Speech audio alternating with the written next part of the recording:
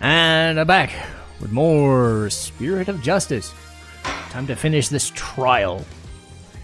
It's the trial of Paul Addison trying to get the Founder's Orb from us. So this is part of the case 6-5. Should be able to make progress in this and then get back to Kurine.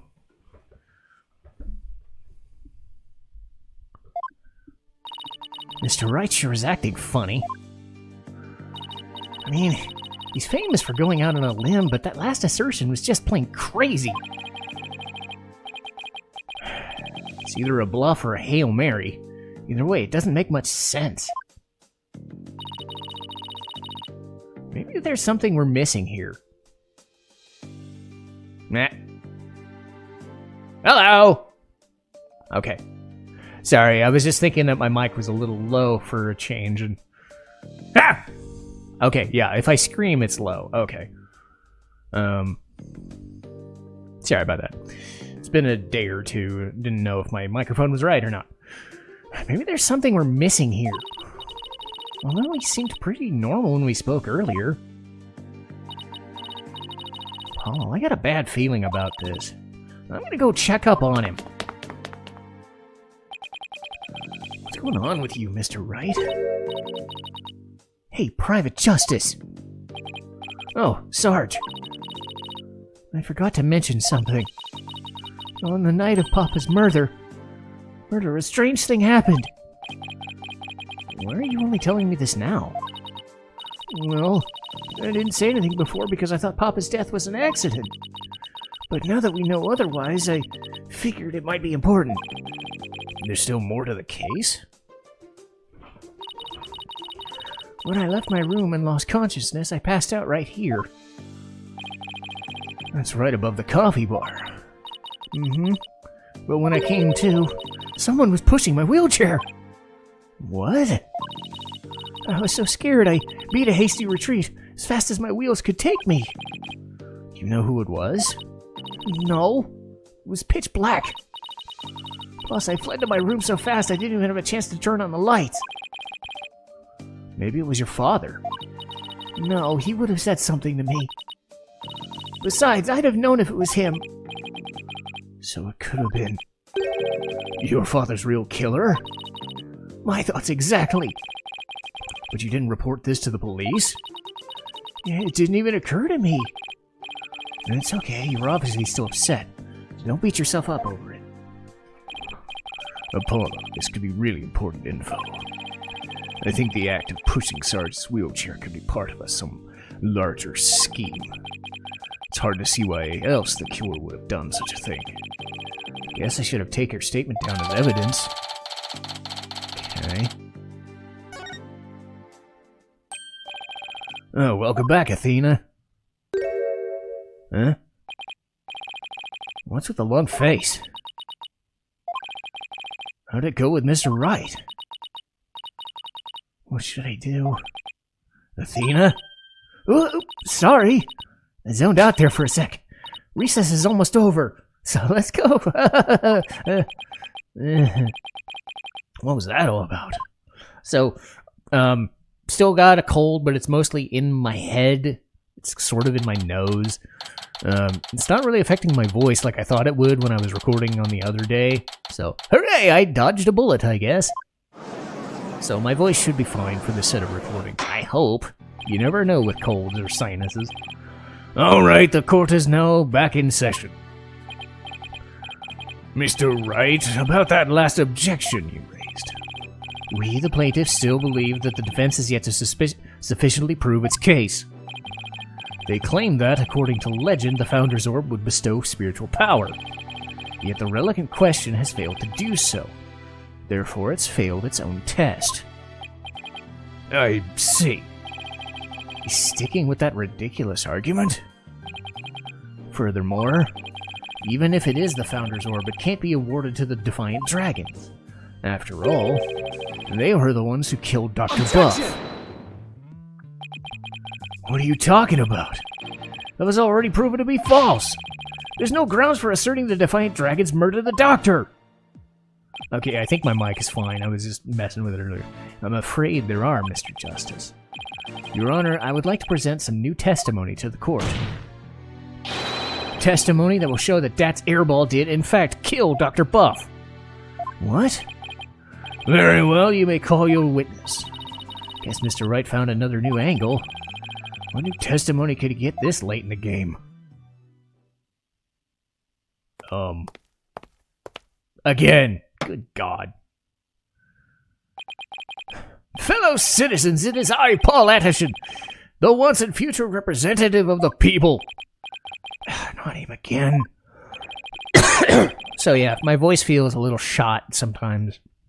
Well, my client divulged new information with me during a recess. He remembered something he saw. Something crucial to the case. Very convenient.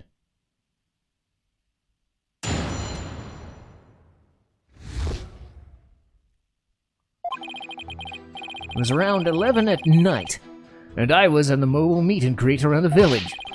That's when I saw Dr. Buff being murdered from outside his study window. Mr. Airball snuck up from behind him and struck him on the head. His weapon of choice? A suitcase! A big, strong man like him could easily swing a heavy suitcase into someone's head.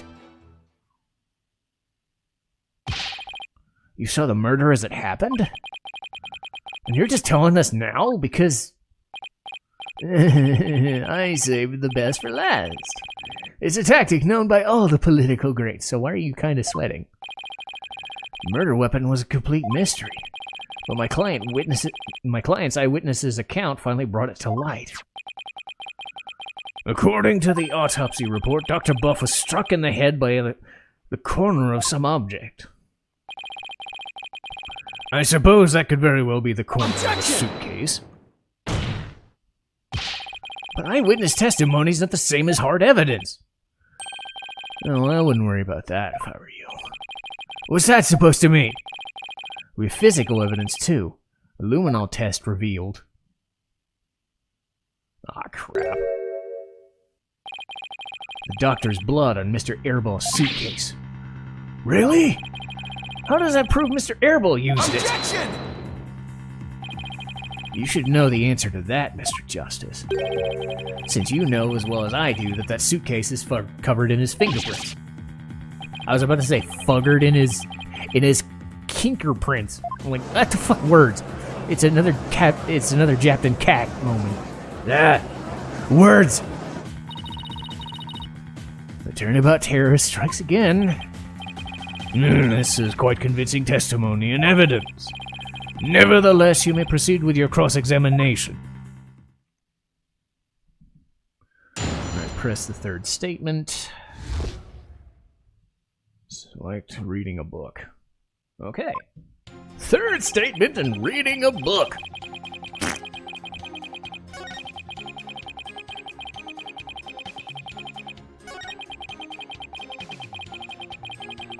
Hold it! He snuck up from behind? You saying the doctor never even realized he was there? That's right. He was utterly absorbed in a book.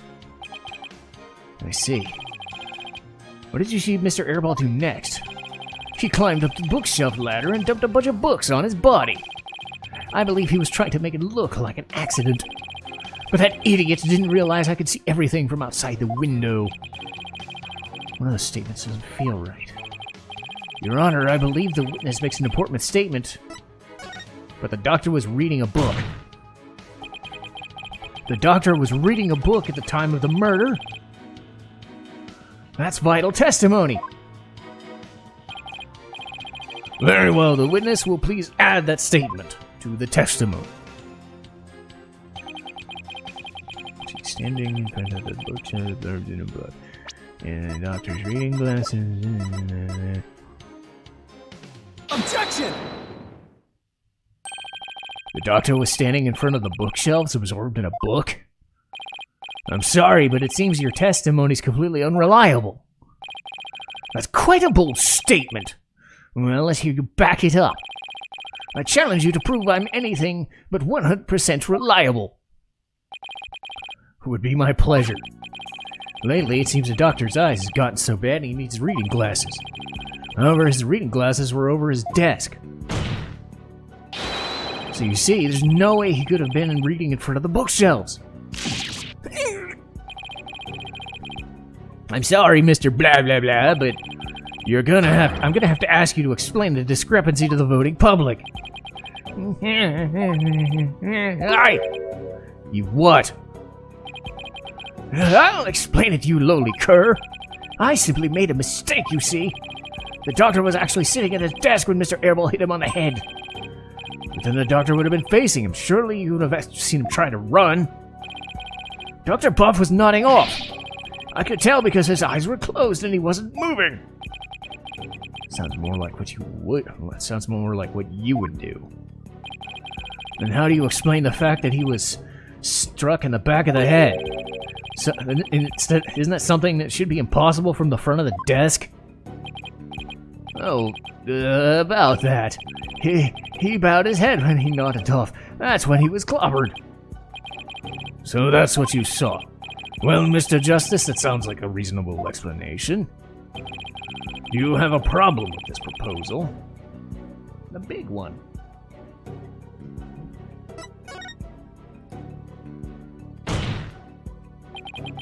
There's a problem. There's a very big one. The witness's statement doesn't hold up to the slightest bit of scrutiny. Is that so? Then please show the court with evidence what you can to justify this. Study diagram. Let's go. This shows the problem with the witness's claim that he saw the doctor nodding off. Take that!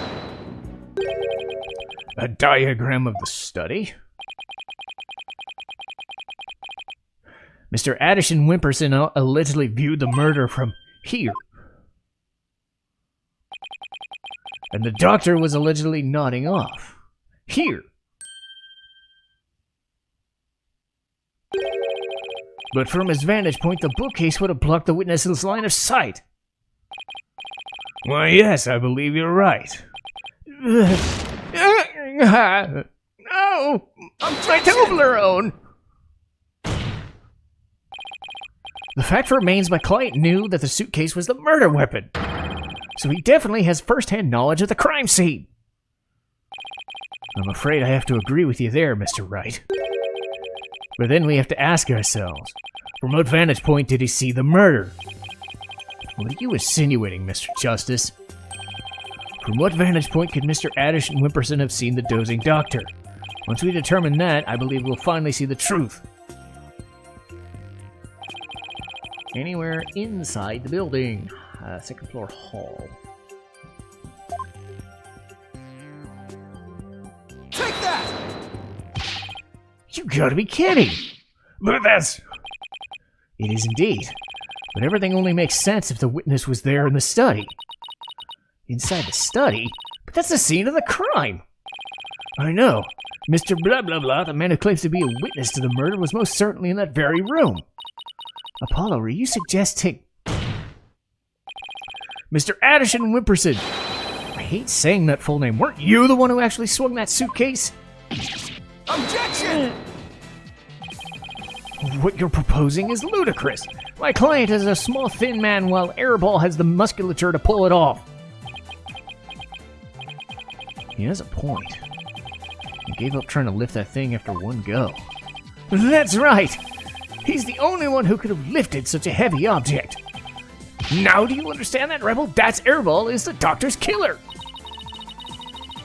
As long as the suitcase is the murder weapon, the suspicion falls entirely on that. You have to poke a hole in Mr. Wright's argument somehow. Oh, I will. And with his own technique, no less. Mr. Blah Blah Blah couldn't swing the suitcase around. We'll just have to consider another way he could have used it as a murder weapon. I'm gonna turn this case on its head, Mr. Wright, just like you taught me. You talk big, Mr. Justice, but do you have what it takes? Well, this should be interesting. Mr. Addison Wimperson's testimony has been filled with one inaccuracy after another. First, he stated that Dr. Buff was in front of the bookshelves.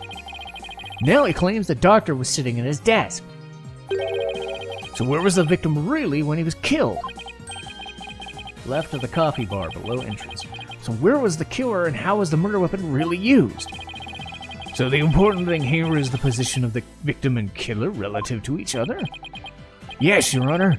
If they were positioned in a certain way, it would be possible to use the suitcase as a weapon without lifting a finger.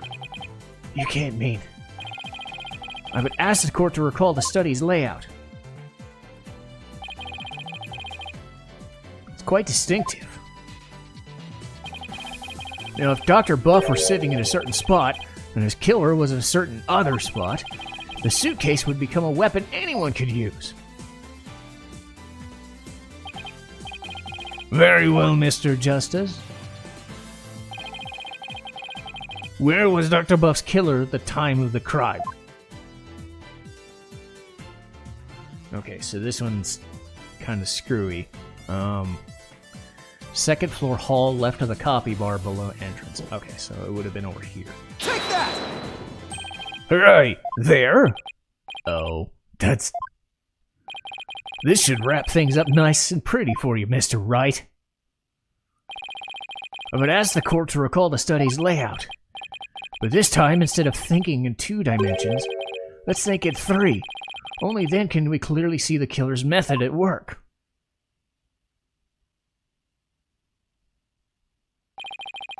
The killer didn't have to swing the suitcase.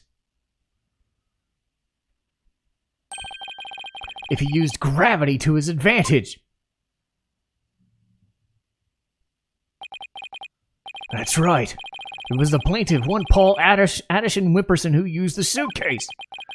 He pushed it from the 2nd floor. Ooh! And sent it hurtling down on Dr. Buff, who was sitting at the coffee bar. Yeah, oh god, that would suck. The psychology book he'd been reading at the coffee bar, no doubt. The doctor must have set it down there after he finished reading or the like. But his blood got on it, which is why the killer thought to hide it in a mountain of books. Objection! It's quite an entertaining theory you got. But there's no evidence that the murder took place at the coffee bar. I'm not so sure about that, Mr. Wright. I'd say the evidence of the murder occurring at the coffee bar exists. Highlight book with coffee stain right in your head. The evidence does exist, and I'm going to show you. You are? This right here is proof that the murder took place at the coffee bar. Gee, I wonder which thing it would be. Take that! This brown stain was determined to be coffee. What's more, it was still a bit damp when we saw it this morning. Ugh. One look at this book speaks volumes, I'm afraid. It tells us the doctor was having a cup of coffee at the coffee bar. That's when the suitcase came hurtling down, striking him on the head, causing both his blood and his coffee to splatter onto it. Well, Mr. Blah Blah Blah, stupid name and stupid Toblerone nameplate, what motive could I have to have possibly killed him? And there it is, that final excuse cornered killers are so fond of. Well, the doctor never returned your crystal to you, did he? Instead, he hid it in the cave ruins. Telling him that the Defiant Dragons were a dangerous bunch was a huge blunder. All it did was make him hide it, and it came back to bite you in the end. Even worse, the doctor saw the news report, so he knew the relic was the Founder's Orb. Being the conscientious researcher he was, he knew he had to return it to its rightful place. And that meant keeping it out of your hands. You were so angry that he refused to return that relic to you, that you killed him with your own hands. Isn't that right, Mr. Addison Whipperson? Ah! Oh, it's so broken. I can't eat it no more.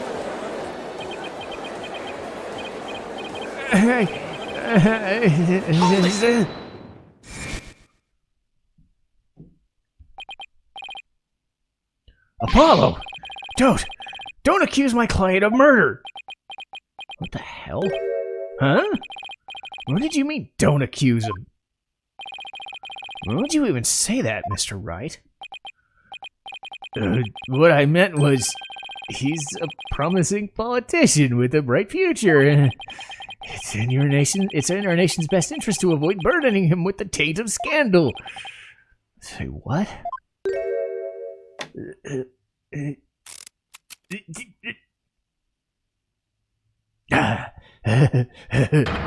Right, you better do something to change this current courtroom climate, or I'll be charged with murder. And you know what will happen to her if that happens. What's he talking about? Oh god, did Maya get kidnapped again? I could ponder that for later, but now... Mr. Wright, you can't possibly believe that Mr. Airball is the killer. Are you really gonna send an innocent man to prison? I thought you were better than that. Well, Mr. Wright, answer me! No! Mr. Wright? What in the world's going on here? Did Maya get kidnapped again? In a game where she'd already been charged for murder? Again? Please tell me we're not doing this again! Which we probably are. If you won't say anything, then... Mr. Anderson Wimperson, the defense hereby accuses you of... Apollo, wait! Not you too! It's just...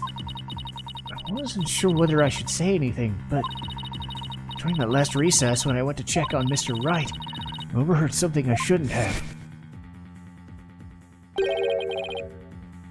I trust Maya's unharmed. I can't really say, but just remember, if I am arrested or fail to obtain the treasure, there will be consequences. Consequences of the worst kind, if you catch my drift. Ugh. Relax, all you have to do is ensure I get my hands on that relic. I must deliver it to my benefactor at all costs. What do they want that relic for anyway?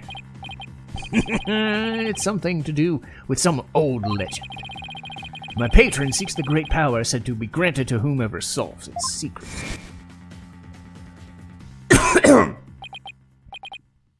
Maya? As in Maya Fey? Yeah, the boss's legendary former assistant. Miss Fey's being held hostage? No! No! Who couldn't have seen that one coming? So it seems... Why didn't you tell me as soon as you heard this? Sorry, it's just... Mr. Wright spotted me before I could slip away. He made me promise not to tell you. He said it would make things more difficult if you found out. Those things weren't already hard enough. So that's why Mr. Wright was acting so strange. I had no idea. This must have been excruciating for him. Think, Justice. There's gotta be something you can do. Mr. Justice, about that last statement of yours. I believe you were in the middle of accusing the plaintiff of murdering Dr. Buff. Would you care to continue? I'm sorry, Apollo. I'm really, really sorry. What's gotten into you two? If I accuse that slime bag, I put Miss Fey's life in danger. It seems you finally caught on. I'm far too important to be accused of murder. After all, our nation's future rests squarely on my shoulders. Yes, either I give up or...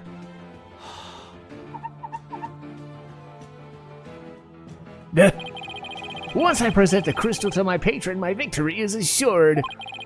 And then one day I will become president, and then king! I'll have every politician at my command. Now, retract your accusation! I can't kowtow to him, but the defense would like to retract the... Objection! No! Oh, damn. Apollo. Dirk? I don't know what's going on here. But a lawyer should never look the way you do right now, with defeat and resignation written all over your face. A dragon never yields. Yeah! Even when wounded, a dragon bites down hard and never lets go till his dying breath. It glares, roars, and it latches its claws firmly onto its prey until its bitter end. That's what lawyers do to get to the truth. Dirk, a dragon never yields. He's right. It's all over if I give up now. Mr. Wright's hands are tied. It's up to me to do what must be done. He saved my neck so many times. Now it's my turn to save his. Dirk, thanks for that wake-up call.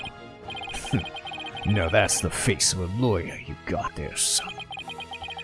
Where there's a will, there's a way. And I'm gonna find a way to save Miss Faye and see that justice is served. Brain Train!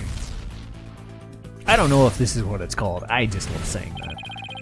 No, not yet. Channeling spirit medium. That scumbag's holding Miss Faye hostage to ensure he gets the orb for his patron. It seems said patron believes the orb's legend. Seeing as the founder did appear when the orb was exposed. If the legend is true, then we've already solved the riddle, right?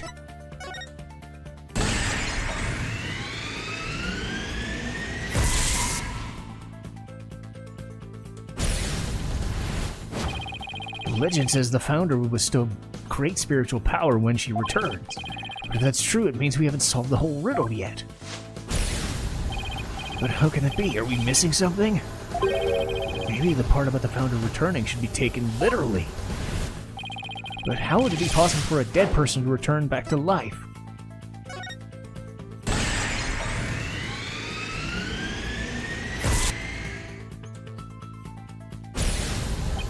Oh, I know! There is a way for the dead to return. Spirit channeling. Of course, you'd have to know what the founder looks like first. But the orb has been revealed her face to us, so what if that's a sign we should channel her? Given the facts in order to solve the riddle, we need a spirit meeting.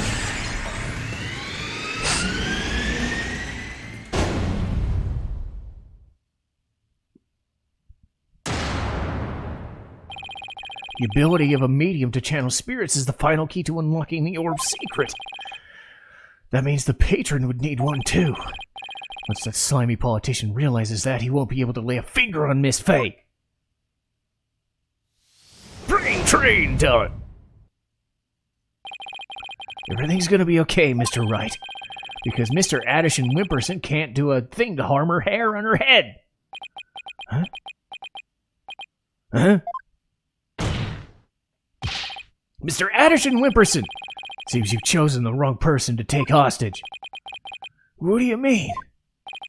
Your patron seeks to solve the orb's riddle, and thereby receive great spiritual power. However, only Maya Fey could truly give them what they really want. She can? What do you mean, only Maya Fey? Think about what the return of the founder really means. We should have considered it more literally. After all, the orb was made in the kingdom of Karain, the birthplace of spirit mediums. I think I see now. You need to know what the deceased looks like in order to channel them. In Kurainism, depicting the face of the founder's taboo. However, her true face was hidden in the orb. So maybe the orb is telling us to try channeling the founder. Exactly. Through a spirit medium, the founder can quite literally return. And if the legend is true, the founder just might bestow spiritual power on someone when she does. It's like when Pearls imbued my Magatama with spiritual power. If a human could be imbued with such power in a similar manner, it is said the founder possesses immense spiritual power. Such a great feat would not necessarily be beyond her. Wait a second! So the legend is true? Do you understand now, Mr. Addison Whipperson? You're holding hostage the final key to unlocking the orb's secret. And if anything were to happen to her, the riddle would remain unsolved forever.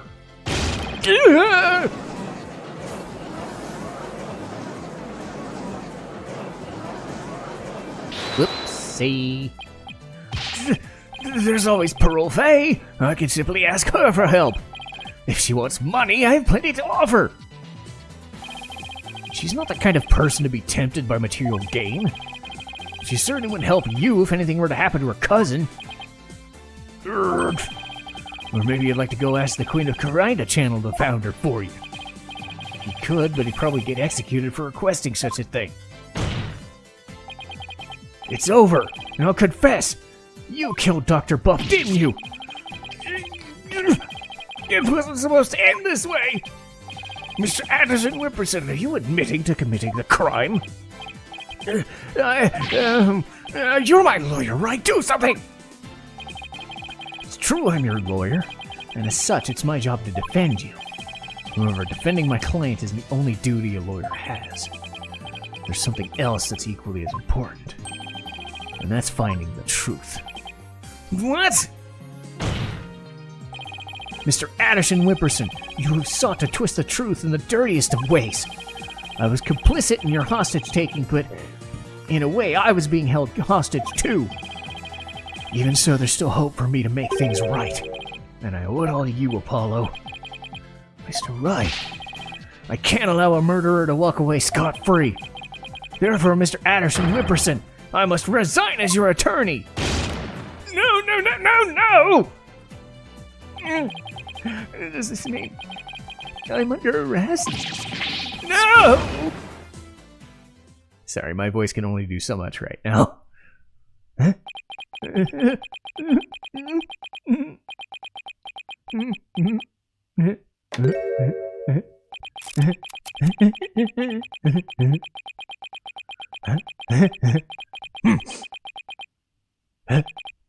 Well, I've nothing to confess.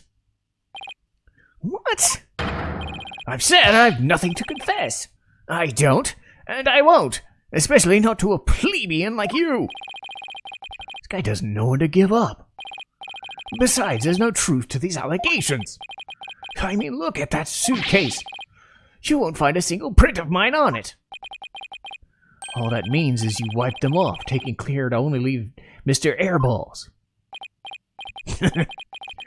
As many a great politician has said before me, no comment. In that case, try switching things up. Look at the situation from a different angle. Is there really nothing that points to the suitcase being dropped from above? Evidence that points to the suitcase being dropped from the second floor?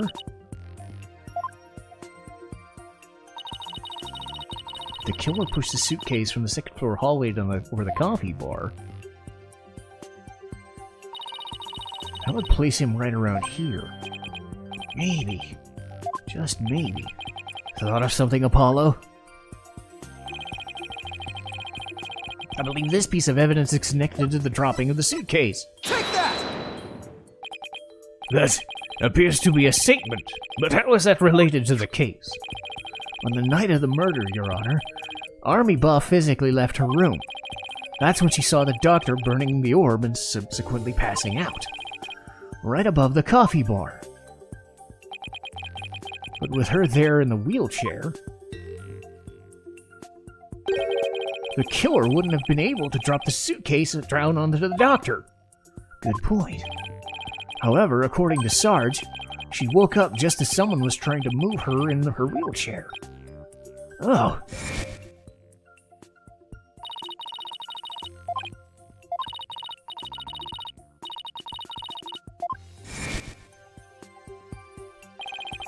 She must have been in the killer's way and had to be moved. Isn't it right, Mr. Addison Whipperson? And if the killer had pushed the wheelchair with his bare hands, we may yet find the conclusive evidence we need. Exactly. Fortunately for us, that evidence slipped right through the killer's fingers. If only he'd been able to hold on to it just a little longer. But now he's neither able to discard nor alter it. Honestly, that piece of evidence wasn't even supposed to be here in the courtroom today. And yet, it looks like sometimes things do get better. This wasn't supposed to happen! No? Well, too bad, because the evidence that sped away from you that night has come back to haunt you! Right here in this very trial!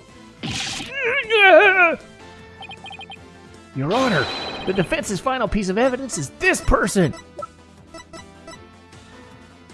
Take that! On the night of the murder, Sarge passed out, only to come to and find that someone was pushing her wheelchair. That's when she fled back to her room. She didn't physically see a single soul after that.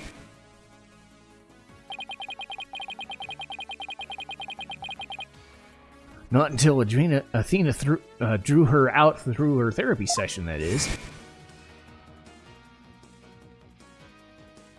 There we go. While the killer was able to wipe the prints of the suitcase off.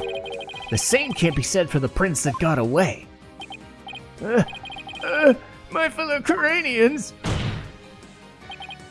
Well, Mr. Paul Addison Whipperson, try to explain your way out of this one! The podium is all yours.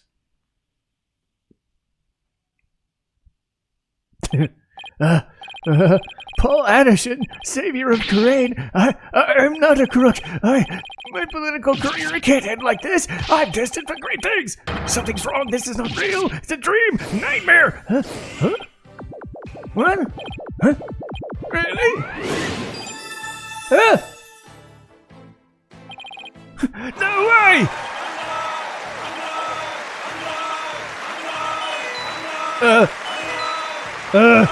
Wait, what? No! Please! Wait! Don't go! No!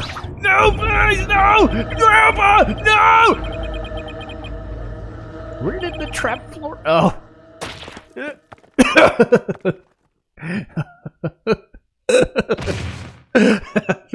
God damn it. Mr. Addison Whipperson, are you alright? Are you hallucinating that there's a trapdoor in the floor that sends you to a bottomless pit or something? What the hell was that? Bailiff, get him to the first aid station on the double.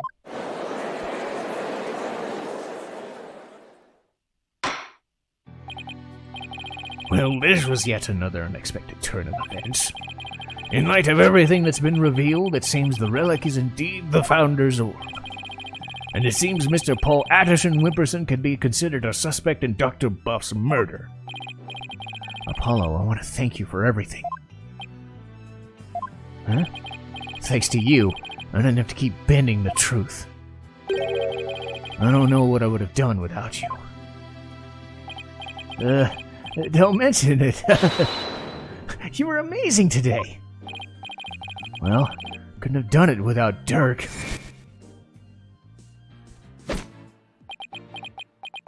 A dragon never yields. That is a pose for days.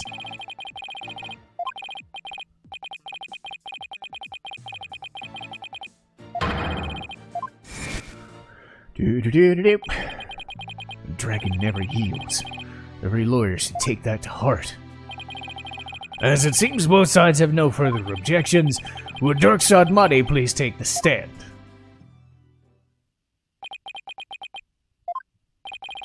This court awards the orb to the Defiant Dragons per the stated transfer agreement. I didn't have to do not guilty, I'll do it anyway. Not guilty! Hooray! I said the thing, even in my compromised state. Should the Kingdom of Kurine claim ownership, the matter may have been deliberated in court all over again.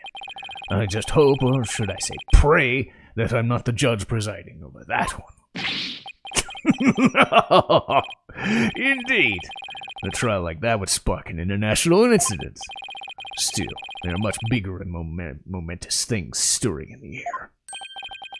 The revolution. Dirk's really serious about this. This court is adjourned.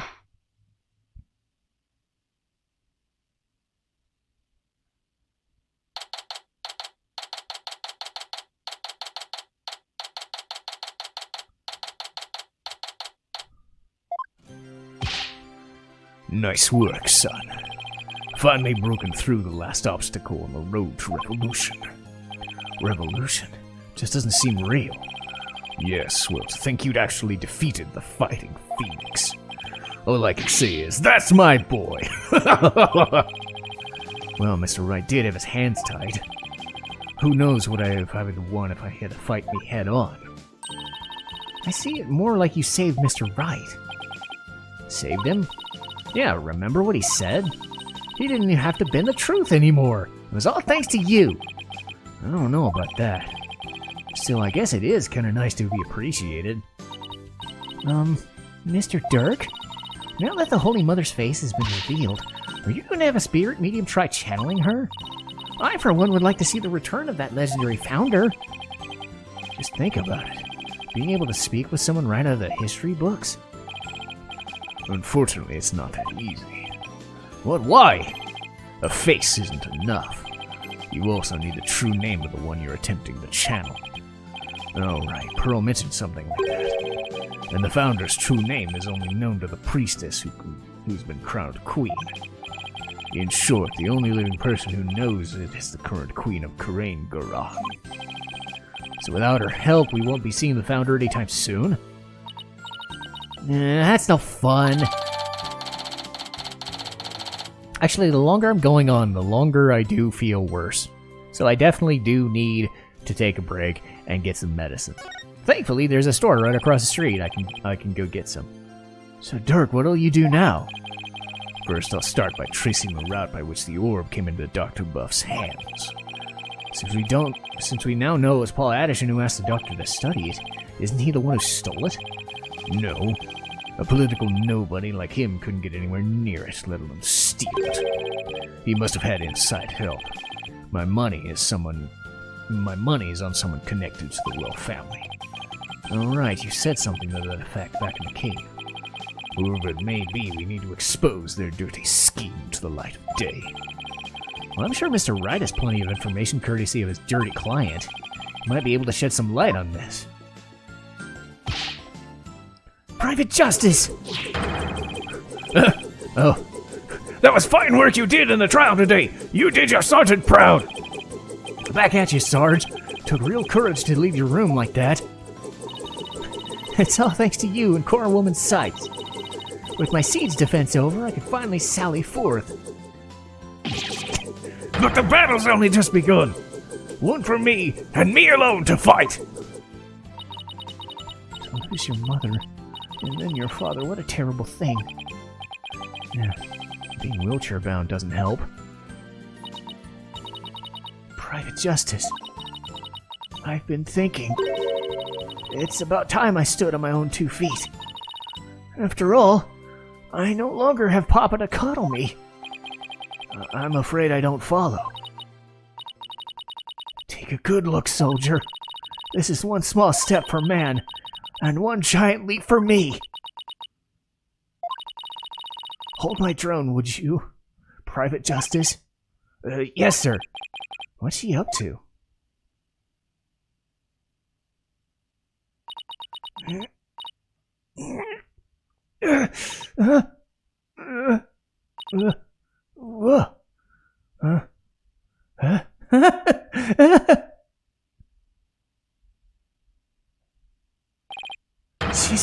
She's standing. What's this, Sarge? You mean your legs? The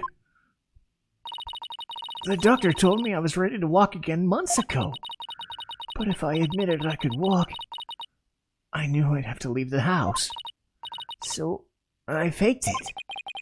Makes sense, but I kept pretending I couldn't walk. But I know Papa's watching over me now, and I hate to disappoint him. So from this day forth, I'm gonna march forward on my own 2 feet. What a brave kid, trying to move forward like this. Must be hard this soon after her father's death. Don't you ever stop. You just keep on walking, comrade. Stay brave, because there will be days when you want to stop. But I have faith you'll find a way to muster that strength to push through them. Yeah, you can do it. Hey, Daddy's back!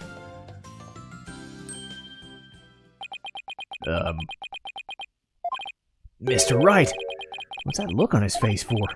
Oh, Apollo. Is everything alright with Miss Faye? She's safe for now. Well, we better go save her, quick. Where is she, anyway? I'm afraid I have some bad news. Maya's not here in the States. She's still in Kurai. And she's still being held hostage by the mastermind behind this whole thing. The mastermind? That's right. Paul Addison Wimperson was nothing more than a pawn. Maya's true abductor is in the kingdom of Kurai. What? I don't understand, Mr. Wright. What in the world's going on over there?